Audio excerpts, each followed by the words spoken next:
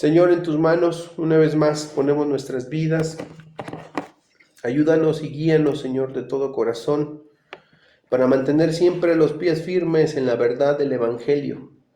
Ese viejo Evangelio que nos recuerda que no son nuestras obras, sino la obra de Cristo. No es el esfuerzo personal que hagamos por cumplir las demandas del viejo pacto, sino más bien es la fe puesta en el mediador del nuevo pacto, que es Cristo. Señor, es por la fe en Cristo que podemos alcanzar la victoria, no por las obras de ninguna ley. En tus manos preciosas nos ponemos y ayúdanos a mantenernos firmes en la verdad, especialmente en un mundo que se divide de opiniones, en un mundo que cada vez se aleja más de la verdad tuya. Pues queremos ponernos en tus manos para que tú nos mantengas firmes. Señor, guíanos, te lo pedimos en el nombre de Jesús. Amén. Hoy vamos a quedarnos solamente en el versículo 1, en donde hablaremos de Pablo, de la indignación de Pablo, porque encontramos a Pablo sumamente indignado. Yo no sé si es un poco más que indignado, tal vez enojado, por el hecho de que los Gálatas han querido abandonar la fe en Cristo, la fe de la que el nuevo pacto nos anima a mantener. No es la obra del hombre la que encuentra gracia a los ojos de Dios, sino es la obra de Cristo, la que es aceptada por Dios. Y es nuestra fe en esa obra la que nos mantiene firmes en la verdad. Lastimosamente, los Gálatas se apartaron de esa fe y comenzaron a buscar otras alternativas para agradarle más a Dios. Alternativas que iban desde la circuncisión hasta las fiestas, hasta los ritos, que de alguna manera en sus mentes equivocadas pensaban que así, haciéndolas, serían mejores a los ojos de Dios. Y era algo que finalmente los llevó a abandonar la verdad. Cuando pensamos en la verdad, debemos de empezar a definirla en términos correctos, más allá y sobre todo creo que por el hecho de que vivimos en un mundo donde la verdad ya no es la verdad. En un mundo en donde la verdad es lo que tú crees que es verdad. Desde una perspectiva filosófica podríamos definir la verdad como la conformidad entre lo que es o que lo que se dice o sobre lo que se piensa de ello. Los filósofos griegos como Aristóteles decían que la verdad es lo que es y lo que no es. Eso es verdad. Es decir, si es negro y eso es la verdad. Si es blanco y esa es la verdad. La verdad para los griegos era absoluta y no era relativa al pensamiento o a la creencia del ser humano. La verdad es lo que es, decía Aristóteles. La verdad, si no es, no es, esa es la verdad. Es decir, ¿cómo defino la verdad yo? Bueno, a la luz de lo que sé que es verdad. ¿Y quién define esa verdad? No es mi conciencia. ¿Quién define esa verdad? Lo define Dios, la definen las leyes que Dios estableció en el universo. Eso define la verdad. ¿Por qué decimos que un hombre es un hombre? Porque eso es un hombre, no es una mujer. ¿Sí? ¿Por qué decimos que una mujer es una mujer y no es un hombre? Porque eso es una mujer. Porque sus órganos sexuales y sus cromosomas determinan su sexo. Y entonces eso es lo que es. No es hombre, es una mujer. Lo mismo pasa para el varón también.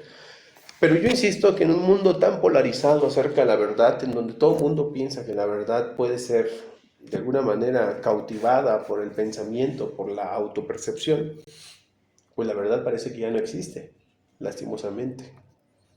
Para muchas personas, lo que tú dices que es verdad, lo dices solamente para ti, porque tal vez para ellos no es la verdad. Y eso se vuelve un arma sumamente peligrosa, porque cada vez el relativismo y lo subjetivo se vuelven la verdad de todo el día. Ahora bien, a la luz de la Biblia, la verdad no solamente es un concepto, no solamente se define en términos abstractos. Cuando nosotros vamos a las Escrituras encontramos que la verdad es personificada. La Escritura, la Biblia personifica la verdad y la personifica en la persona de Cristo. El Señor Jesucristo declaró: yo soy el camino y la verdad y la vida. Esto significa que toda la verdad, la verdadera verdad, la verdad absoluta, se encuentra o encuentra su origen y encuentra su sustento solamente en Dios. ¿Cómo podemos definir lo que es verdadero y lo que es mentira? Lo que es falso de lo que es verdadero a la luz de lo que Dios dice. Porque la verdad comienza y tiene su origen en Dios y también su sustento en Dios. Dios es la fuente de todo lo verdadero y por supuesto su palabra es la expresión perfecta de la verdad divina. Como Jesús diría en Juan 17:7, tu palabra es verdad. Entonces, cuando nosotros vamos a buscar esa verdad, y esa verdad se refiere a Cristo y se refiere a lo que Dios ha dicho a través de Cristo en su palabra, en la Biblia, pues nos encontramos entonces delante de la verdad absoluta. Esa es la verdad absoluta. No es una verdad que está restringida o tendenciada por la percepción del ser humano, por la creencia del hombre. La verdad de Dios nace en Él, se desprende de Él, emana de Él. Él es la fuente de todo lo verdadero y lo justo, de manera que haremos bien los seres humanos en atenernos a esta verdad. Ahora bien, cuando vemos el pasaje de Gálatas capítulo 3, versículo 1, nos damos cuenta que la verdad no solamente es conocerla. Conocer la verdad es bueno ya de por sí. Pero la Biblia nos inspira y nos llama a que debemos de confiar en la verdad. Y esa verdad es Jesucristo. Él es la verdad encarnada. Él es la revelación perfecta de Dios, Cristo Jesús. En el contexto de los Gálatas, justo donde nos encontramos, Pablo le recuerda a los Gálatas que esa verdad ya les fue presentada. Él presentó en la predicación del Evangelio al Jesucristo, al Cristo crucificado. Y sin embargo, los Gálatas fueron fascinados por influencias externas que los llevaron a desviarse de esa verdad. Ese es el gran problema de lo que ahora va a abordar Pablo. Cuando las personas se alejan de esa verdad que ya fue presentada, verdad que incluso llevó a los Gálatas a apartarse, al apartarse de esa verdad, apartarse de Cristo mismo. Y eso es bien peligroso, hermanos. Cuando ignoramos la verdad, estamos a un paso de apartarnos de la verdad. Por eso es tan importante que nosotros nos preguntemos si es que alguien nos ha apartado de esa verdad. Si alguien nos ha apartado de la verdad que solamente se puede perfilar en Cristo. ¿Alguien más nos ha apartado de esa verdad? Pablo tiene una profunda preocupación, por supuesto. Lo que puede expresar el versículo 1 que ahorita analizaremos es una profunda preocupación. Y también hay un reproche de Pablo a los Gálatas por su insensatez de no obedecer y no permanecer en la verdad. Es muy indignante para el apóstol Pablo reconocer que los Gálatas han abandonado la verdad de Dios. Ellos ya conocen la verdad, a ellos ya se les ha dicho la verdad, ellos ya han entendido qué es la verdad y sin embargo se han apartado de esa verdad. Así que a pesar de que Cristo, el Cristo crucificado, ya les fue presentado claramente, ellos han permitido que alguien los fascine y los desvíe de la verdad. Es decir, y eso analizaremos en un momento más, hay elementos externos que pueden apartarnos de la verdad. Y estos elementos externos, Pablo los acusa de ser en cierta forma responsables de abandonar la verdad de Dios. Así que una pregunta que podemos hacernos justo antes de comenzar a leer el texto es si estamos nosotros permitiendo en nuestras vidas que algo o alguien nos aleje de la verdad que es Cristo. ¿Estamos realmente cimentados en la verdad? ¿Conocemos la verdad? ¿Estamos firmes en la verdad? ¿Qué es la verdad? Jesucristo se presenta a sí mismo como la verdad. En alguna ocasión esa pregunta se la dijo Pilatos. ¿Qué es la verdad? Si tan solo hubiera dejado a Jesús responder, mas sin embargo él inmediatamente lo manda a que sea llevado a juicio.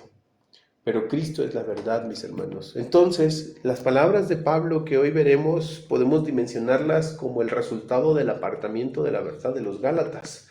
Lo primero que entonces vamos a ver es que Pablo comienza con una reprensión muy contundente, un regaño, un reproche sumamente contundente. Pablo comienza diciéndole a los Gálatas: oh Gálatas insensatos, oh Gálatas insensatos, dice Pablo, ¿quién os fascinó para no obedecer a la verdad? Ante cuyos ojos Jesucristo fue ya descrito o presentado como crucificado. Oh Gálatas insensatos. Esta es una expresión sumamente fuerte del apóstol, en donde Pablo está reprendiendo con contundencia, mostrando toda su indignación por una cosa, por la insensatez espiritual de los Gálatas. Ahora, los Gálatas no son acusados de falta de inteligencia, aunque las versiones antiguas de la Biblia, particularmente las versiones de 1865 hacia atrás, dicen, oh Gálatas sin seso. Es una expresión sumamente fuerte en donde Pablo está acusando de aparentemente, o está comparando su actitud necia como aquella de los que carecen de capacidad intelectual. Pablo no está hablando del hecho de que los Gálatas carezcan de una falta de conocimiento. El problema de los Gálatas no era que no conocían la verdad, ellos la conocían. El problema de los Gálatas es la falta de discernimiento espiritual. Ellos conocían la verdad, pero no discernían la verdad. No tenían el discernimiento espiritual para poder distinguir entre la verdad y el error, entre la mentira y lo verdadero. Ese es el gran problema de los Gálatas. Los Gálatas conocían la verdad, pero además insensatamente la estaban ignorando. Los insensatos se caracterizan justamente por eso, no porque ignoren la verdad, porque aún si ignoraran la verdad serían más inocentes. El problema de la insensatez espiritual de la que Pablo está acusando a los Gálatas no es que ellos no conozcan la verdad, sino que ellos están incapaces de discernir, incapaces de elegir la verdad. Ellos están cayendo en el mismo error de lo que el proverbista nos decía cuando escribió en el libro de los Proverbios. El principio de la sabiduría es el temor de Jehová. Los insensatos desprecian la sabiduría y la enseñanza. Hay un desprecio hacia la verdad, hay un desprecio hacia lo que es verdadero. Había un desprecio en los Gálatas hacia Jesucristo. ¿Y todo por qué, hermanos? Todo por quererse justificar en las obras de la ley. Cuando una persona abandona la gracia y comienza a justificarse en las obras de la ley, es un desprecio bien fuerte hacia Jesucristo. Es un desprecio a la obra de Cristo. Es un desprecio a la verdad de Dios que fue manifestada en ellos. Las personas quizá no miden o no medimos, para ser justos. No medimos lo que significa a veces abandonar el Evangelio y la gracia. Para muchas personas es muy simple y sencillo empezar a querer mostrarse más justos ante Dios a partir de lo que hacen las personas, a partir de las buenas obras, de las buenas acciones. Pero mis hermanos, al hacer eso no nos estamos dando cuenta que nos estamos apartando de la verdad. Nosotros conocemos lo que es correcto, yo creo que lo sabemos, la Biblia nos lo enseña, lo que es correcto, pero cuando no actuamos en conformidad con eso que es correcto, ¿saben cómo se llama eso? Necedad. Eso es necedad. Déjenme poner un ejemplo. Un joven o una joven que está en edad de buscar pareja, sabe perfectamente lo que Dios dice al respecto. Dios es tácito, claro, cuando dice no os unáis en yugo desigual con los incrédulos. Y puede ser que ese joven lo sepa, que lo tenga en mente, que se sepa hasta la cita bíblica, donde el apóstol Pablo en 1 Corintios 6 dice que no se unan a los incrédulos en yugo desigual. Pero en la práctica, ese joven se une con los incrédulos, ese joven establece una relación no solo de amistad, sino tal vez incluso sentimental con un joven o una joven incrédula. Ahora, cuando hacen eso, cuando se atan a algo que va en contra de la voluntad de Dios, se llama insensatez. Y esa insensatez implica un desprecio a la verdad. ¿Por qué elegimos la mentira antes que la verdad? Por insensatos, por necios. Y eso es un desprecio a la verdad de Dios, mis hermanos. Midamos las cosas como son. Ese es un desprecio a la verdad de Dios. Ahora, las consecuencias que sobrevengan de esto, pues evidentemente las vamos a vivir. La necedad trae consecuencias severísimas, gravísimas. Por eso es que en todas las escrituras, cuando leemos la Biblia, por ejemplo, en el caso de los proverbios, se nos incita, se nos motiva en Proverbios capítulo 1, versículo 7, a elegir la sabiduría de Dios y el temor de Dios. ¿Qué hacen en comparación con los que son justos, con los santos, los incrédulos? Ellos, dice, los insensatos desprecian la sabiduría. ¿Lo podemos leer, por favor? Dice ahí Proverbios 1:7, dice así. El principio de la sabiduría es el temor de Jehová. Los insensatos desprecian la sabiduría y la enseñanza. Ahora, los Gálatas estaban actuando con insensatez, porque ellos estaban despreciando la verdad que es Jesucristo. Ellas estaban mostrando un abandono del mensaje del Evangelio que nos decía, hey, no eres tú lo que Dios necesita aceptar, es Cristo. No es tu obra, no son tus obras, es la obra de Jesucristo lo que Dios acepta. Es el sacrificio de Cristo, el único sacrificio que Dios acepta.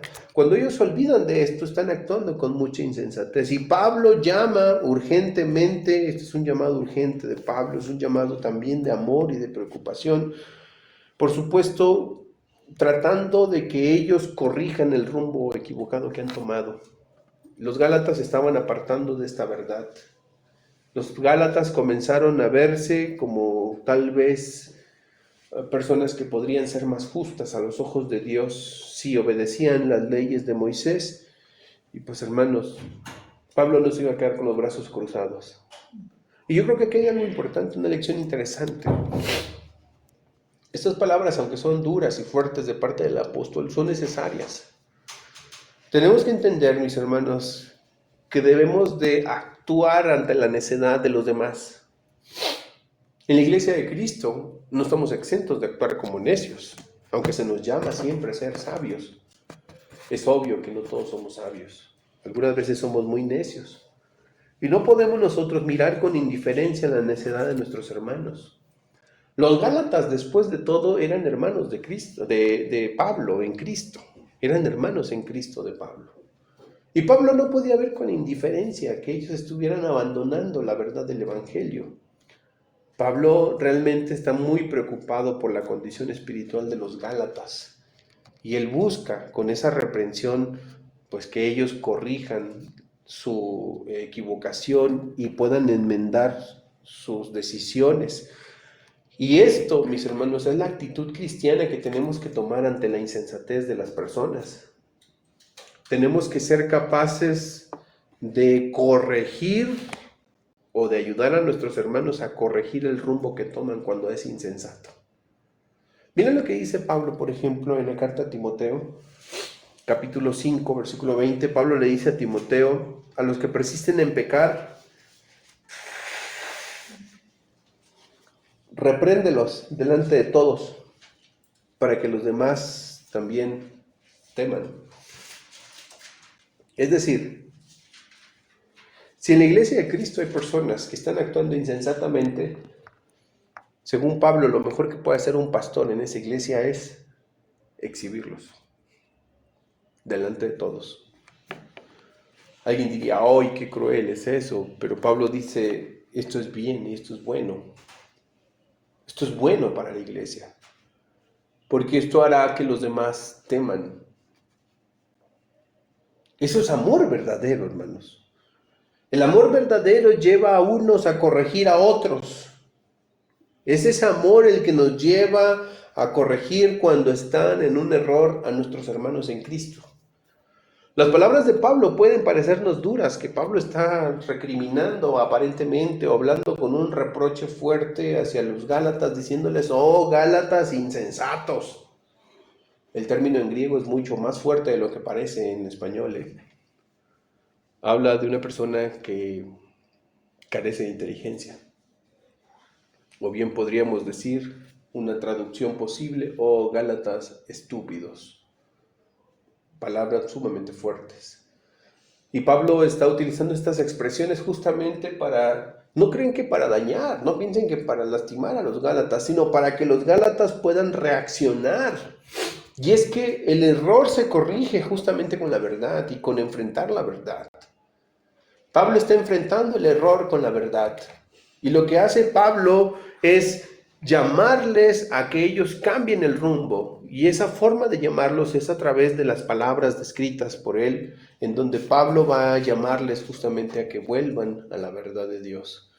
Pero sus palabras denotan esta preocupación, como decía Pablo a Timoteo, eso es amor. Al final, cuando nosotros vemos que alguien persiste en pecar, no podemos cruzar los brazos e ignorarlo. Si hay alguien que está actuando con necedad en la iglesia, debemos de ser capaces de reprenderlo, incluso delante de todos, si es necesario, de la iglesia local, para que toda la iglesia tema. No vaya a ser que se contamine, pues recuerden también Pablo en 1 Corintios 6 dice, un poco de levadura leuda toda la masa. Entonces, nosotros no podemos ignorar, mis hermanos, el que haya insensatez, y la insensatez más grande que el ser humano puede llegar a cometer es la insensatez de abandonar a Cristo, de abandonar a Jesucristo, de querer comenzar a buscar la justicia de Dios en las buenas acciones, en las buenas actitudes religiosas. Ahora, ¿tienen su lugar? Sin duda. ¿Tienen su lugar las buenas actitudes y las actitudes religiosas? Sin duda, conforman una vida piadosa. Déjenme, voy a dar unos cuantos ejemplos.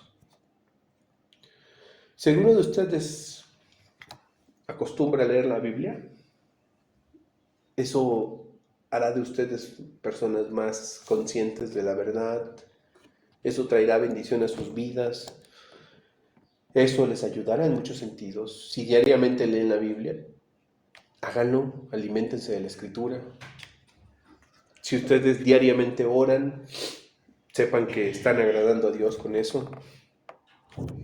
Pero si por un instante creen que la lectura de la Biblia y las oraciones los hace más justos ante Dios por lo que están haciendo, ustedes ya en ese momento se están apartando de la verdad. O si ustedes comienzan a confiar en la oración o en la lectura de la Biblia antes que en Dios, ustedes se están apartando de la verdad de Dios. La oración no tiene poder, mis hermanos. Yo sé que muchas veces se predica lo contrario, ¿verdad? Se habla de oración, el poder de la oración. La oración no tiene poder alguno. La oración son palabras. El poder de la oración, ¿saben en dónde radica? No en la oración, sino en el Dios a quien se ora. La oración es poderosa, pero no por la oración, sino porque es a Dios a quien se le piden las cosas. Dios es el que tiene poder, no la oración. Nosotros debemos de ser muy cuidadosos y darnos cuenta que es tan fácil deslizarnos y comenzar a creer que somos muy justos, ya Dios nos tiene que recompensar, pues al fin y al cabo ya oramos. No, mis hermanos. Empezar a creer esta clase de cosas es apartarnos de la verdad de Dios. Nosotros creemos firmemente que solamente Cristo, solamente el Señor Jesucristo es el único que puede, en términos definitivos y reales, ser del agrado de Dios. Solo su obra. Nuestras oraciones son recibidas a Dios, sí, pero por Cristo. Nuestras ofrendas, como la ofrenda de Abel, es recibida por Dios, sí, pero por Cristo. Si no fuera por Cristo, no habría ningún recibimiento de parte de Dios. ¿Me comprenden? Si nuestras oraciones son escuchadas, decían Emi, ¿verdad? Yo oré y Dios me respondió, sí, pero no fue por ti, fue por Cristo. Todo lo que nosotros hacemos, lo que le pedimos a Dios, nuestras oraciones, cualquier cosa que hacemos, hermanos, si la hacemos confiando en nosotros, confiando en nuestra justicia, olvídense de que Dios va a hacer algo. Las cosas que hacemos las hacemos confiando no en nosotros, sino en Cristo Jesús, en su obra maravillosa. Y es por Cristo que Dios nos responde. Él prometió respondernos por Cristo. Por eso Jesús decía, hasta ahora nada habéis pedido en mi nombre. Pedid y recibiréis para que vuestro gozo sea cumplido. ¿Me comprenden? El creyente pide en el nombre de Cristo, es por la obra de Cristo, es por la gracia de Cristo, no es por nosotros. Por eso el apartarse de esto es una insensatez gravísima. Oh, Gálatas insensatos, dice Pablo. Pero ¿qué más dice el versículo número 1? Pablo no solamente denota su enfado por la insensatez de los Gálatas de apartarse de Cristo y quererse justificar por las obras de la ley, sino que además Pablo describe algo que a mí me parece muy fácil, muy interesante, porque Pablo habla de un agente externo. Si leemos el versículo 1, ¿lo podemos volver a leer, por favor? Sirve y me dan chance de limpiarme las narices. Versículo 1 dice, leemos, dice, oh Gálatas, Insensatos, ¿quién nos fascinó para obedecer a la verdad? A vosotros ante cuyos ojos Jesucristo fue ya presentado claramente en vosotros como crucificado. ok, lo segundo que Pablo hace después diríamos nosotros, de confrontar directamente, de poder él hablar con contundencia, reprender contundentemente a los Gálatas. Lo segundo que encontramos es que Pablo habla acerca de una influencia externa. Dice Pablo, ¿quién os fascinó? Y esto es sumamente curioso porque Pablo utiliza un término que en griego significa hechizar, o en nuestro español sería algo así como embrujar. ¿Quién los embrujó? Diría Pablo. Ahora, en el contexto del Antiguo Testamento, la hechicería era ordinaria, era común. La hechicería, por supuesto, ese común denominador que existía sobre todo en las naciones paganas, prácticamente todas las naciones paganas tenían hechiceros, tenían mediums, gente que se dedicaba a este tipo de cosas, a los oráculos, por ejemplo, a sortílegos, a adivinadores, toda esta clase de personas que formaban incluso parte, diríamos nosotros, de las personas más importantes de las sociedades antiguas, especialmente en las naciones paganas. Ustedes podrán echar un vistazo al libro de Daniel, por ejemplo, y dentro de las personas más importantes de Babilonia, pues estaban los adivinos, los hechiceros. Hija, ¿me prestas un pedacito de papel, por favor, que traigo? ¿Ven? Estaban los adivinos y los hechiceros, el rollo. Y estas personas tenían funciones diplomáticas. O sea, eran contratadas por el reino, lo mismo que Egipto, por ejemplo, cuando recuerdan ustedes que el rey es afligido por los sueños, llama primero a sus adivinos, a sus oráculos, para que le digan, interpreten el sueño en los días de José, y ninguno de ellos puede hacerlo, ¿verdad? En los días de Moisés, ustedes recordarán también que hay unos que replican los milagros de Moisés, ¿sí? Esa serpiente, ese báculo, cuando Moisés lanza el báculo al suelo y se convierte en una serpiente, lo mismo hacen los hechiceros del rey, ¿verdad? O sea, estas personas, estas prácticas eran muy comunes en las naciones paganas de antigüedad. Y eran sumamente condenables en las Sagradas Escrituras. El Señor había dicho ya en la ley de Moisés que no habría entre ellos sortílego, ni quien consultara a los muertos, etcétera, etcétera. Quienes lo hicieran indefectiblemente iban a morir. Era una sentencia sumamente dura. De ahí que en los días de el rey Saúl, que intentó consultar entre los muertos a Samuel, recuerden con la hechicera de Endor, y se intenta consultar al espíritu de Samuel, pues obviamente era incurrir en un acto sumamente despreciable a los ojos de Dios. Esto hacía que la hechicería se volviera algo sumamente delicado y pues ilegal, diríamos nosotros. Prohibido por Dios. Sus leyes lo prohibían. No habrá entre el pueblo quien practique estas cosas, decía Dios. Y entre las prácticas, pues había de toda clase de prácticas, que iban desde aquellas que intentaban utilizar hechizos con palabras, como el caso de Balac, ¿sí? Y Balaam, que contrata a este hechicero para que vaya y maldiga con sus palabras, lance un maleficio verbal al pueblo de Israel, hasta las pociones mágicas, como le llamaban en la antigüedad, que eran una mezcla de distintos contenidos y que tenían la intención, pues, de alterar o de lograr cierta fascinación en las personas. Es decir, una de las formas más clásicas y comunes que en la antigüedad existía de la hechicería era el embrujo por bebidas. Cuando los reyes en la antigüedad bebían de su copa, a menudo contaban con la ayuda de un copero. Y el trabajo del copero era beber previamente que el rey, porque la copa que bebía el rey o podía estar envenenada o podía estar hechizada. Y obviamente este hechizo, hecho por estos hechiceros en la antigüedad, pues tenía, insisto, el objeto de trastornar a quien bebía ese hechizo. Pablo toma ese ejemplo, esa palabra, y él parece ver o comparar que el abandono de los Gálatas del Evangelio es como si hubieran sido hechizados por alguien. Por eso de ahí que Pablo se pregunta y les dice, ¿quién los hechizó?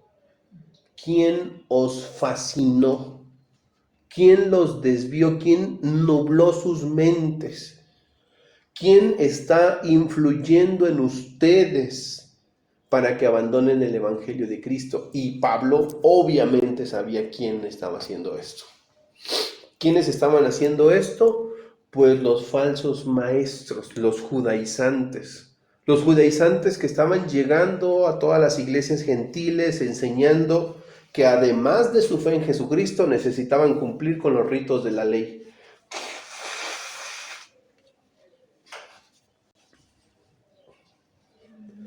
Así que cuando Pablo ve a estos personajes que están enseñando el error y confundiendo a muchos creyentes, Pablo compara el acto de estos falsos maestros tan repugnante al acto de hechicería que por supuesto siguió siendo repugnante en los días del Antiguo Pacto.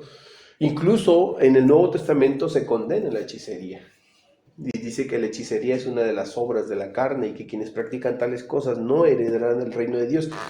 Así de aberrante es la hechicería, pero también aberrante es aquel que confunde a un creyente, a uno que lo confunde con la verdad, con la mentira, lo confunde y lo aparta de la verdad al error.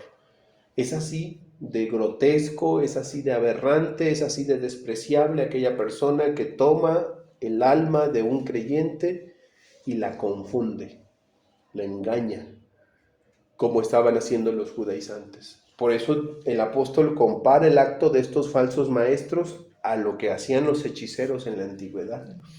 Es algo bien grave, hermanos, cuando alguien engaña a los hermanos, a los que son, pues por muchas razones, a veces puede ser porque sean recién convertidos, a veces sea porque sean débiles en la fe y los engañan y los pervierten y nublan sus ideas, nublan su mente y los apartan finalmente del error.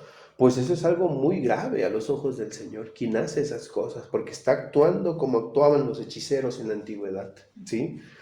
Ahora, eso es lo que dijo Jesús, pero lastimosamente Jesús dijo que esto iba a pasar. Miren lo que dice el Señor Jesucristo en el Evangelio de San Mateo. Si ustedes me ayudan a leer, por favor. Porque vendrán muchos en mi nombre diciendo, yo soy el Cristo, y a muchos se engañarán. A ver, una vez más, por favor, mi hermano. Porque vendrán muchos en mi nombre diciendo, yo soy el Cristo, y a muchos se engañarán. Una de las cosas más características de los falsos maestros es engañar a muchos, es desviarlos de la verdad al error, y por supuesto estas personas ejercen influencia sobre los demás. Jesús advertía que vendrían incluso algunos que se autonombrarían Cristo y que engañarían a muchos. Pero no es suficiente con creer que son el Cristo. Algunos otros incluso simplemente con una maldad, con un engaño, con una falsa doctrina, es suficiente para desviar a muchos de la verdad. Y lastimosamente mucha gente es engañada al error y desviada al error por una falsa doctrina simplemente. No porque ellos se autodenominen el Cristo, a veces simplemente por enseñar y promover una mentira o un error. Por enseñar a las personas que aparte de Jesucristo tienen que hacer esto, tienen que hacer aquello, tienen que dejar de hacer esto, tienen, como decía Pablo en la carta a los Colosenses, no mires, no bebas, ni aún toques. ¿Se acuerdan que así decía Pablo, verdad? De aquellas personas que estaban poniendo carga sobre carga en los hombros de los creyentes, haciéndoles creer que si dejaban de hacer esto, si hacían esto, si cumplían con estas normas, con estas reglas, ellos eran mejores ante Dios. Definitivamente esa es una manera muy atroz de que los falsos maestros engañan a la iglesia. Y debemos estar apercibidos de eso, hermanos, siempre muy apercibidos, porque los falsos maestros, según el Señor Jesucristo, son reales. Y engañan a muchas personas, mis hermanos, e influyen peligrosamente porque distorsionan la verdad. ¿Cómo deberíamos de mirar nosotros una falsa doctrina, una falsa enseñanza o a un falso maestro? ¿Qué opinión deberíamos de tener de esa persona? Yo sé que ahorita en nuestros tiempos, pues es difícil que la iglesia reaccione. Déjenme decirles una anécdota interesante antes de leer el texto. O bueno, si quieren lo leemos para que me ayuden mientras me saco de la nariz. Dice ahí Gálatas 1:8. Pero aún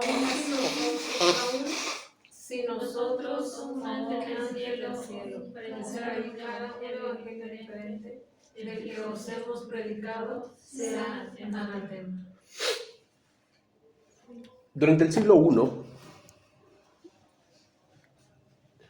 hubo personas que se apartaron de la verdad. Uno de estos personajes fue Marción, el hereje. Marción el hereje, posterior del siglo I, comenzó a tomar porciones de las escrituras, particularmente la literatura paulina, y comenzó a declarar que solamente lo que Pablo había dicho era la verdad de Dios, y que por supuesto lo que muchos otros creyentes habían escrito, como el caso de Pedro, el caso de Juan, Santiago, la carta a los Hebreos, por ejemplo, era algo que no formaba parte de la verdad de Dios, no era el Evangelio. Para aquel entonces Marción se hizo su propio canon de las escrituras. Él tomó escrituras de Pablo y dijo, esta sí es la verdad de Dios y todo lo demás es mentira. Marción era un hereje que no tuvo temor de Dios de recortar las palabras de Pablo, de torcer las palabras y la literatura paulina y poder enseñar así el error y justificar el error. Entre sus mentiras decía, por ejemplo, Marción, que había dos dioses, uno bueno y uno malo. ¿Sí? Obviamente el Dios malo era el Dios del Antiguo Testamento, un Dios cruel y despiadado, mientras que el Dios que Jesús nos enseña en el Evangelio de Lucas sobre todo, porque para él era el único evangelio legítimo, era un Dios amoroso, un Dios que perdona y que ama. Entonces, en su torcida percepción de la verdad, él tomó el Evangelio, lo recortó, lo maquilló, lo arregló para que se adaptara a sus creencias y así finalmente, pues, decir algo que fuera congruente con lo que él pensaba, ¿verdad? ¿Saben qué hizo la iglesia? La iglesia no se quedó con los brazos cruzados. La iglesia respondió. Y una de las respuestas de la iglesia, una de las respuestas más contundentes que la iglesia tuvo, fue lo que ustedes tienen en sus manos. Lo que nosotros llamamos el Nuevo Testamento. Ellos se preguntaron, ok, Marción ha tomado escrituras de Pablo ¿Cuáles son las escrituras que deben de estar incluidas en el Nuevo Testamento? Y la iglesia actuó y determinó los 27 libros que tenemos en nuestro Nuevo Testamento como los inspirados por Dios. ¿Saben qué más hizo la iglesia? Condenó a Marción. La iglesia alzó la voz y condenó las herejías de Marción. ¿Sí me explico? Y de allí el marcionismo decayó. Hubo una condena contundente de la iglesia hacia Marción y hacia sus seguidores. Pero la iglesia habló. La iglesia dijo: esto que están diciendo es mentira, es una falsa doctrina y debe de ser condenada. Imagínense esto en el siglo XXI.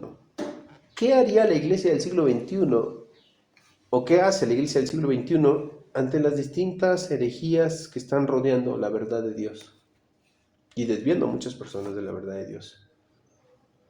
Hoy es tan triste que la iglesia se ha vuelto sumamente diplomática y no quiere meterse en algo que sea políticamente incorrecto. ¿Sí? La iglesia no condena. La iglesia no puede condenar. Al menos la mayoría de las iglesias tienen temor de decir siquiera que la ideología de género es pecado. La mayoría de las iglesias dicen: es que no nos metemos en este asunto, ¿sabes?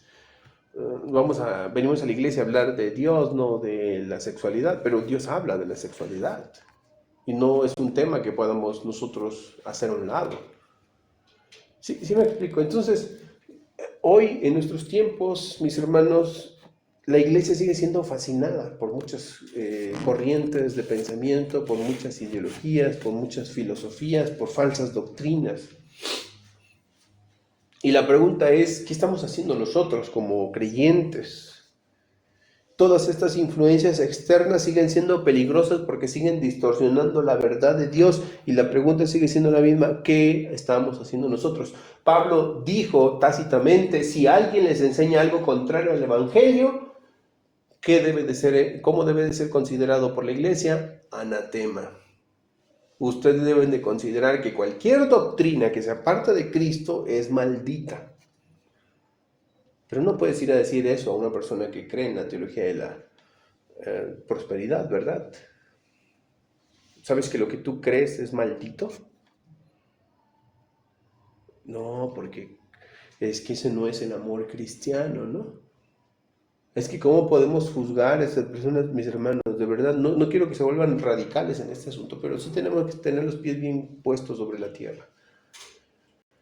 La verdad de Dios es la verdad de Dios y no puede venderse, no debe venderse. Y debemos de tener en cuenta que si nos vamos a mantener en esa verdad, también la vamos a defender. Y no podemos nosotros doblegarnos. Y si algo no está en conformidad con esta verdad de Dios, Pablo dice: esto es maldito y tenemos que verlo como tal. Abrazar, consentir la influencia externa que nos rodea pensando que puede convivir con el evangelio, hermanos, eso no puede ser así. ¿Saben por qué en la iglesia nosotros nunca estamos promoviendo estas doctrinas y pensamientos de hombres, restringiendo a la gente? A ver, usted se viste así porque si no, no es una mujer cristiana. ¿Saben por qué no hacemos esto, hermanos? Porque hacer esto es abrazar lo que está lejos del evangelio.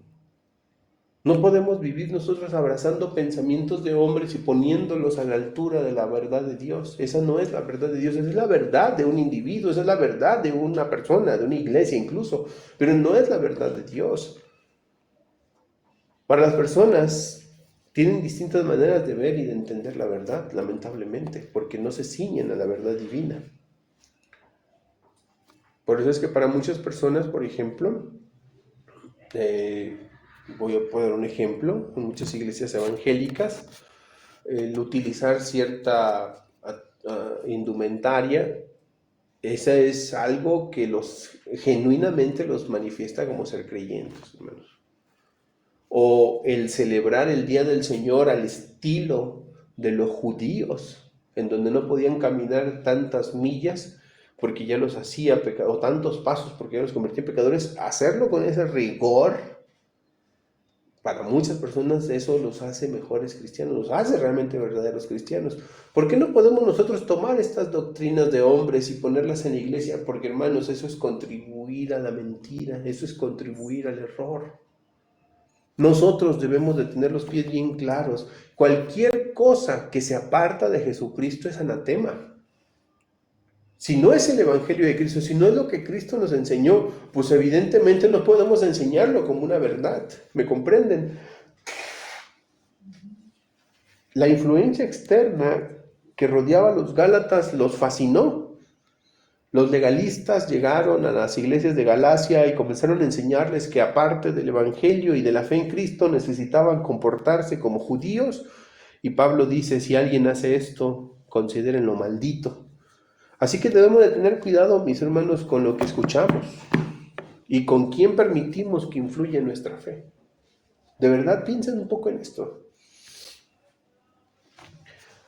Miren, nosotros nunca hemos, en la iglesia al menos no, yo nunca lo he hecho, ni en Río Verde lo hice jamás.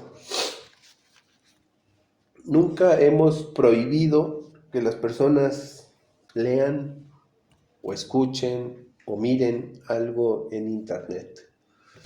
Nunca. Nosotros al contrario hemos abonado y hemos, hemos impulsado que las personas se retroalimenten, que las personas puedan tener criterio. Obviamente deben de tener madurez a la hora de leer, de escuchar. Y nunca hemos tajado esa libertad que tenemos como cristianos, porque aún de ello podemos aprender muchas cosas. Pero tengan cuidado, hermanos. Tengan cuidado de las cosas que oyen, de las cosas que ven y de cómo esas cosas están influyendo en sus vidas. De verdad tengan mucho cuidado porque sin darse cuenta lo que nosotros vemos, lo que oímos, está influyendo, nos guste o no, está influyendo en nosotros y va a afectar nuestras vidas y puede afectarnos para dos rumbos, tanto como para acercarnos a la verdad como para alejarnos de la verdad. Y es de allí donde tenemos que ser sumamente ágiles y astutos para determinar y discernir cuál es la verdad de Dios. O sea, déjeme dar un ejemplo. Cuando yo estaba en la universidad, a mí me gustaba mucho la filosofía y el ateísmo. Leí a Nietzsche y las falacias de Nietzsche que decían que el mundo es sumamente falso e hipócrita. Y decía Nietzsche así: si tú ves un bicho por el suelo, y es una araña, una cucaracha, y la aplastas, todos te aplauden. Pero si ves a una mariposa hermosa, con esas alas majestuosas, y le arrancas sus alas o la aplastas, todo el mundo te dice, es que está mal lo que haces. ¿Sí? Y realmente es lo mismo. Y decía, esta es la hipocresía de las sociedades en las que vivimos. Ahora, no quiere decir que eso esté incorrecto, no necesariamente incorrecto. El medio del asunto es que esto llevó a este hombre y a muchos hombres que leen a Nietzsche al ateísmo. Y yo recuerdo que cuando estaba en la universidad estaba sumamente influenciado por este tipo de pensamientos ateístas. Y por eso la religión me parecía algo que no era para mí, al menos eso pensaba yo en aquel momento. El leer un libro trastornó tanta mi vida que empecé a perder la conciencia de lo moral, de lo que era bueno y malo. Dije, al final, si es bueno o es malo, es bueno para él, es malo para él. Para mí es bueno. Sí me explico, y eso me llevó a una vida disoluta. Todo lo que nosotros leemos, observamos u oímos nos va a influir y nos va a afectar. Sea bueno o sea malo, nos va a afectar. Y va a empezar a cambiar nuestra opinión y nuestro criterio. De allí que tenemos que tener mucho cuidado porque esas cosas van a influenciarnos. No piensen que, hermanos, no piensen ustedes que las grandes herejías y los grandes herejes simplemente se les ocurrió en un abrir y cerrar de ojos una mentira, un engaño y comenzar a promoverla. No, eso fue el producto de todo un proceso que hubo detrás de ellos, que fueron influenciados por otras fuerzas, por otros elementos que estaban allí contribuyendo en que se apartaran del error. ¿Sí me explico? O sea, no es así como pensamos, que tenemos que tener cuidado finalmente de aquellas fuerzas que pueden influir en nuestras vidas. Y por supuesto que los falsos maestros están a la orden del día, y más ahora en un mundo interconectado. Muchos falsos maestros por allí, en las redes sociales, en el internet, en las plataformas como YouTube, TikTok, que se dedican a eso. Ya, y muchos incluso pastores, ya no son pastores, ya son influencers. Y su gran afán ahora es el subir videos de YouTube y que esos videos tengan, ¿cómo se dicen? Visitas, vistas. Y entre más vistas mejor y más influencia tienen. Hermanos, y a veces uno está escuchando esas cosas y uno a veces en su ignorancia no alcanza a distinguir la verdad del error, y eso va a influir en nuestras vidas. Llegamos y empezamos a crearnos un criterio diferente del que Dios nos enseña en su palabra, una opinión distinta de la que Dios enseña en su palabra. Hay mucha gente muy confundida, muchísima gente muy confundida. No quiero abundar del tema, pero solo quisiera recapitular un asunto que personalmente yo viví y esta iglesia vivió. Esta iglesia vivió hace un año y medio, cuando recién llegamos aquí.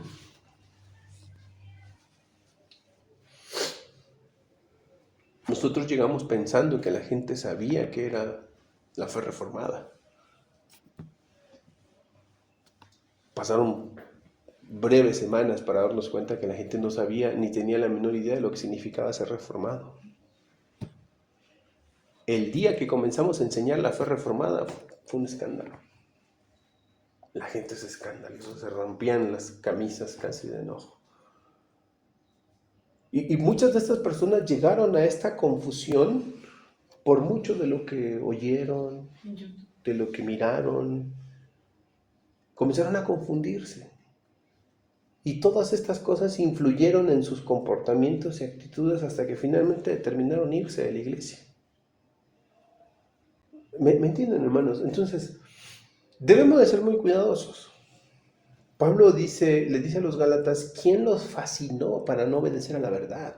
O sea, ¿quién? Porque no se han dado cuenta que es como si los hubieran hechizado, dice Pablo. Como si alguien hubiera hecho un conjuro en contra de ustedes que los está apartando de la verdad. Y lo más grave es que se han alejado de la verdad de Dios. Y Pablo dice, si nosotros o a un ángel viene y nos enseña algo diferente a lo que hemos enseñado o a lo que es la verdad de Dios, debe de ser considerado anatema. ¿Me comprenden? Y ahí que tenemos que tener este cuidado enorme, hermanos, con lo que escuchamos y con lo que permitimos que influya, sobre todo en nuestra fe. De por sí ya muchas cosas influyen en nuestra toma de decisiones. Cuánto más nuestra fe debe de tener un cuidado mayor. ¿Sí? Debemos tener un cuidado muy grande. ¿Cuál es el fundamento del que Pablo quiere que los Gálatas se afirmen? Dice el apóstol Pablo que el fundamento de la verdad no puede ser otro sino Jesucristo mismo. Versículo 1 dice, oh Gálatas insensatos, ¿quién os fascinó para no obedecer a la verdad?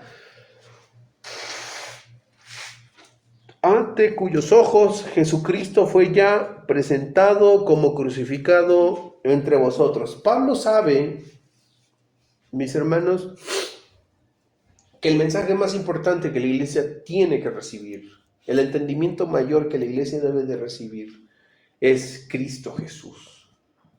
Ese es el tema más importante que se tiene que predicar en la iglesia. Hay una centralidad de Cristo y una centralidad de la cruz. La iglesia es cristológica, cristocéntrica. Eso es el gran tema de la iglesia. Es más, nosotros nos reunimos en pos de Cristo, no nos reunimos en pos del pastor, no nos reunimos en pos de la iglesia misma, nos reunimos en pos de Cristo, de lo que Cristo nos va a enseñar, de lo que Cristo nos va a decir. Y eso es la centralidad de la cruz. El apóstol Pablo le recuerda a los Gálatas que Cristo, el Cristo crucificado, es el fundamento del evangelio. Él es la verdad de Dios. Es la obra de Cristo la que es suficiente para nuestra salvación. Y mis hermanos, si esto es verdad, no necesitamos añadir ninguna obra humana, como el apóstol Pablo le reprende a los Gálatas, que pensaban que, bueno, está bien Cristo, pero además podemos añadir algo más. De allí que Pablo dijera en su carta a los Corintios: me propuse no saber entre vosotros cosa alguna, sino a quién, a Jesucristo y a este crucificado. No hay, hermanos, pudiéramos utilizar este lugar para hacer propaganda política. Saben que muchas iglesias lo hacen así, hacen propaganda política. O tal vez pudiéramos usar este tiempo para hacer propaganda a nuestra propia persona. Hay una iglesia donde yo recuerdo alguna vez escuchar. Yo respeto mucho a los hermanos, pero la verdad me molesta cuando el mensaje del evangelio no está centrado en Cristo, sino en las personas. Y recuerdo mucho, en esa iglesia se acostumbraba que el pastor decía: no, yo esto, no, yo aquello, no, yo el día tal. Y siempre a él. Él era la figura más importante de la iglesia. Y claro, pues utilizaba un púlpito para poder endiosar a la gente. Sí, sí me explico. Y les aseguro, ténganlo por seguro, que como esa iglesia hay cientos de iglesias, en donde el ídolo de esa iglesia es el pastor. Ténganlo por seguro, donde se predica, yo una vez, fíjate que, no, sí, y entonces ya no es Cristo, ya no es su obra, ya no es la gracia de Dios, es el pastor, es su familia, es los viajes que ha tenido el pastor, es que él, además de ser pastor, es médico o es lo que sea, y de esta manera pues entonces se engrandece. ¿Quién se engrandece? ¿Cristo? No, se engrandece el hombre. Y la verdad también me molesta muchísimo eso. Pablo nos enseña, hermanos, que la iglesia, y en verdad debemos de tenerlo en cuenta, en la iglesia no puede haber otro mensaje más importante que el mensaje de la cruz, de Cristo. Pablo decía: me propuse no saber entre vosotros cosa alguna. Fíjense que cuando Pablo fue a Corinto, no es que no le interesara la vida de los corintios. Mira lo que dice Pablo, o sea, Pablo, por supuesto, quería saber cosas de los corintios. Pero más allá de ir a indagar la vida de los corintios, ¿qué quería saber Pablo? Dice: me propuse no saber entre vosotros cosa alguna.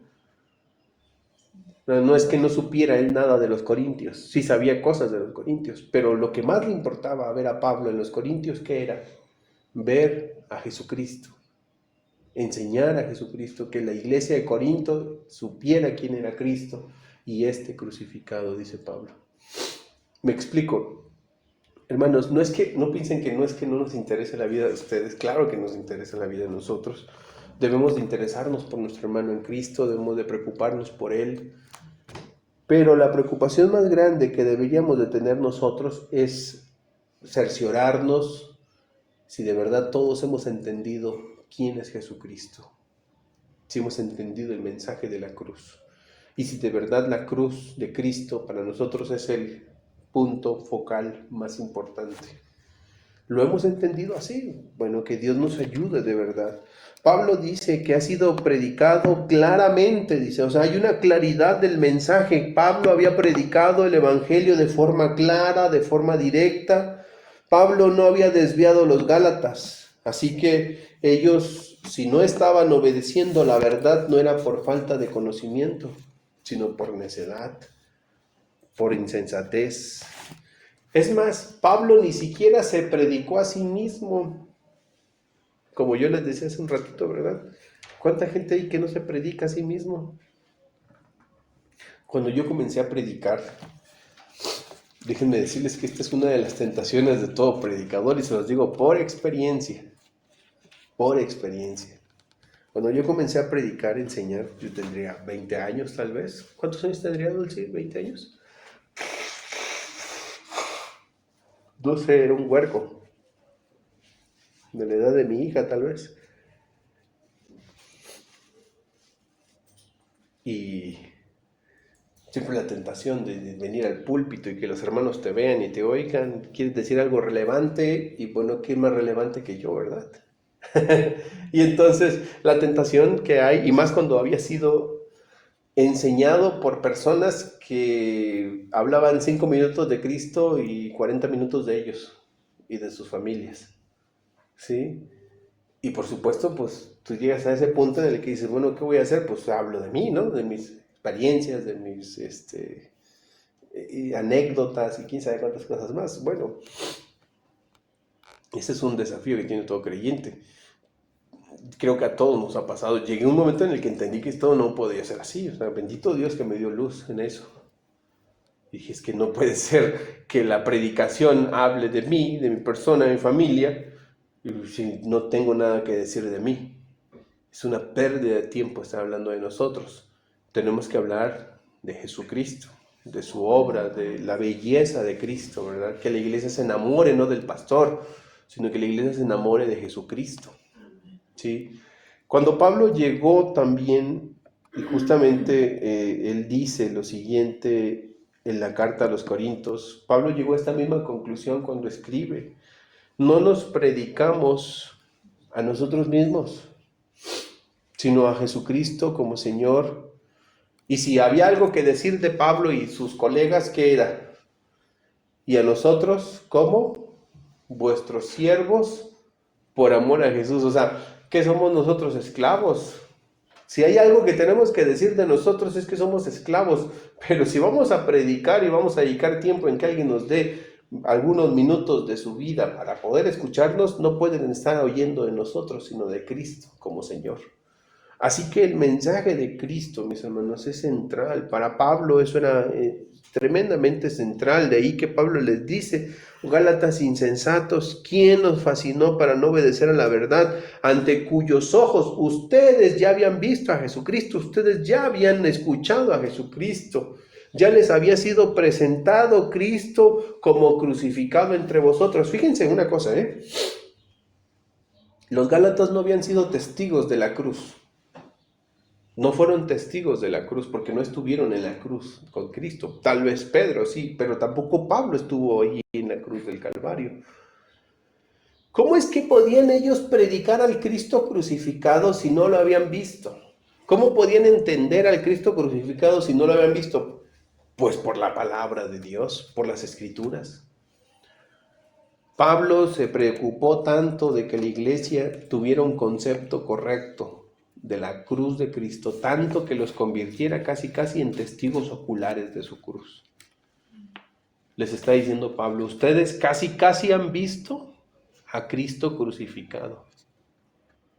O sea, les he hablado de manera tan clara, les he presentado tan claramente el Evangelio que es casi como si ustedes hubieran estado allí en la cruz con Cristo.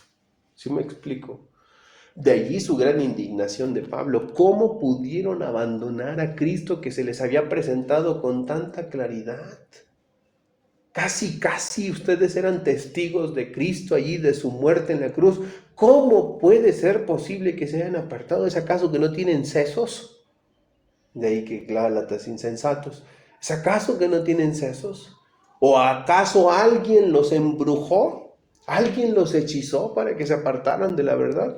Obviamente era una gran indignación de parte de Pablo, ¿verdad? Así que, hermanos, podemos terminar preguntándonos: ¿estamos nosotros 2000 años después obedeciendo la verdad? ¿Estamos realmente obedeciendo la verdad? ¿Cómo puedo saber que soy una persona que obedece la verdad de Dios? La verdad que está centrada en Cristo Jesús. Bueno, pues la manera más simple de saberlo es como dice Santiago, si soy hacedor de la palabra. ¿Qué dice Santiago? ¿Nos puede ayudar, hermana, por favor? Pero sed hacedores de la palabra, y no tan solamente oidores, engañados a vosotros mismos. ¿Cómo puedo saber que estoy obedeciendo la verdad? Bueno, pues estoy haciéndola. Realmente puede verse, porque no basta con escuchar la verdad, hermanos. Tenemos que vivir esa verdad. No solamente basta con tener una muy buena doctrina. Los bautistas, los reformados, hablamos de la doctrina y de la teología, y está bien. Creo que son elementos importantísimos y todos deberíamos de tener este ejercicio teológico y hacerlo diariamente. Pero debemos de vivirlo, debemos de vivir. ¿De qué nos sirve saber la teología del pacto de la que hemos estado hablando, que es bellísima, es hermosa, si no estamos viviendo en la confianza en ese Dios de pactos? ¿Me explico? El Evangelio es la verdad de Dios y nos ha sido dada no solo para oírla y aprenderla, sino también para vivirla. Como decía Santiago, debemos ser hacedores de la palabra y no tan solamente oidores. Y debemos de percibirnos de una cosa, del peligro de lo que significa apartarse de la verdad, siempre teniendo en cuenta cómo las influencias externas y también aunado a esto la falta de discernimiento espiritual, pues nos pueden llevar a alejarnos de la verdad. Como Pablo habría dicho en la carta a los Hebreos, una vez más nos ayuda, hermana, por favor. Por tanto, Dos veces lo puede leer. sí.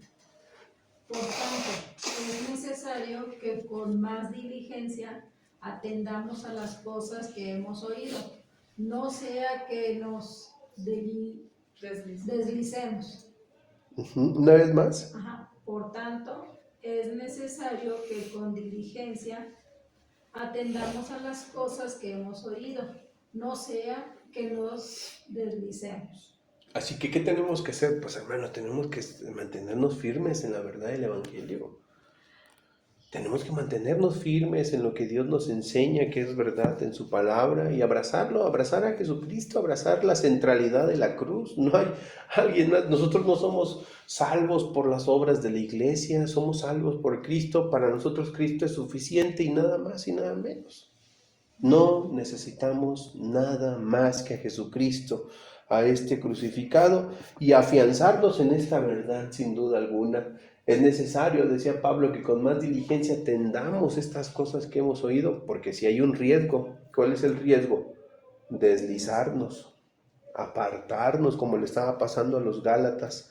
Así que podemos concluir diciendo, hermanos, que Pablo está confrontando con amor. Por supuesto, hay que confrontar el error con amor. Aquellos que se habían desviado de la verdad, aquellos que por estas influencias externas habían abandonado la verdad. Pablo también les recuerda la centralidad de Cristo. Cristo crucificado es el centro de nuestra fe. No necesitamos nada más. Su obra ya es perfecta y no necesita nada más. ¿Qué hay que hacer? Pues hay que evaluar nuestras vidas.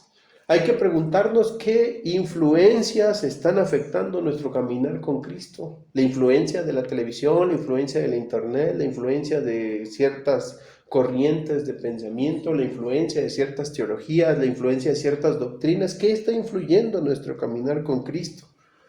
¿Realmente estamos obedeciendo la verdad o estamos permitiendo que algo nos desvíe de la verdad? ¿Qué es lo que pasa con nuestras vidas? ¿Realmente estamos obedeciendo la verdad de Dios? Hay que volver al Evangelio, hermanos. Y tenemos que rechazar cualquier influencia que busca apartarnos de Cristo. Pablo dijo, estad pues firmes en esta libertad con que Cristo nos hizo libres y no estéis otra vez sujetos al yugo de la esclavitud. Hermanos, somos libres por Cristo. ¿Qué tenemos que hacer? Mantenernos firmes en esta libertad. Y si hay algo que tenemos que recordar, es que en Cristo Jesús hay salvación. En Cristo Jesús hay salvación. Él es la única fuente de vida, la única salvación. Y si podemos nosotros mantenernos firmes en esta verdad, seguramente mantendremos también nuestra perseverancia hasta el fin por la obra del Espíritu. Que Dios nos ayude a mantenernos firmes sin fluctuar, ¿sí? En esta verdad maravillosa que es el Evangelio de Cristo Jesús. No es el Evangelio de la Iglesia Bautista Reformada, gracias a Dios. No es el Evangelio del pastor Iván, es el Evangelio de Jesucristo. Que nunca se nos olvide eso, ¿sí? Si lo tenemos presente, seguramente vamos a caminar constantemente. Vamos a orar, ¿sí?